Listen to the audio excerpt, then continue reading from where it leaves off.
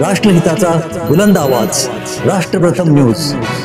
भाऊ इथं अशोक चव्हाण येऊन गेले, महाराष्ट्राचं मुख्यमंत्री पद 4-5 वेळा त्यांच्या घरामध्ये होत आणि आता गल्ली गल्लीमध्ये दिल्लीत असताना गल्लीत फिरायला लागलेत सगळीकडे की एकदा चान्स द्या, एकदा चान्स द्या, एकदा चान्स द्या।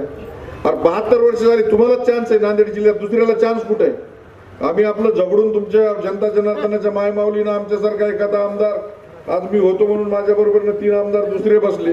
72 वर्ष सगळं तुमच्याच घरात आहे, गृहमंत्री पद तुमच्या घरात, मुख्यमंत्री पद तुमच्या घरात, राज्यसभेचं सभासद तुमच्या घरात, आमदार तुमच्याच घरात, सगळं तुमच्याच घरामध्ये। आता किती वर्ष तुम्हाला चान्स द्यायचं?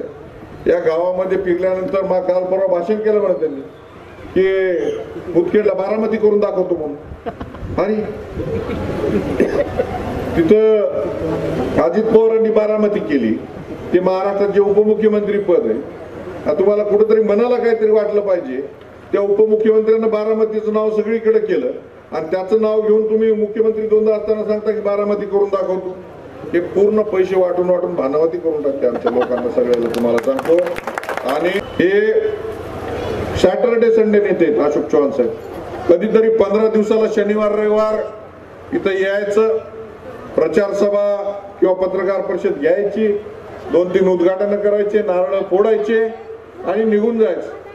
मागच्या बांधकाम मंत्री असताना 8,500 कोटीचे काम या मतदारसंघात केले, 8,500 कोटी। आता ते त्यांची एक सवय, काही चौकशा लागायचे म्हणले की सत्ताधारी पक्षात उड्या मारतात। आले इकडे, आता कुठून चौकशा लागणार आणि काय होणार त्यांचं तुम्हाला सांगतो। या 8,500 कोटीमध्ये तर मला असं वाटते काय सोन्याचे रस्ते केले असते काय की ते मुदखेड पण कुठे 8,500 कोटी टाकले, कुठेच दिसेना। आणि त्यांचे जे बगलबच्चे ठेकेदार 4-5, विकास फक्त त्यांचाच आहे त्या ठेकेदाराचा, बाकी दुसरा कोणाचाही विकास नाही। आता 2 दिवसांनी या गावामध्ये खेळ चालू होतो, पोलीस गाड्याचा ताफा, मध्ये यांची गाडी, नोटा भरलेले कार्यकर्ते आणि 1,000 रुपयाला, 1,500 रुपयाला, 2,000 रुपयाला।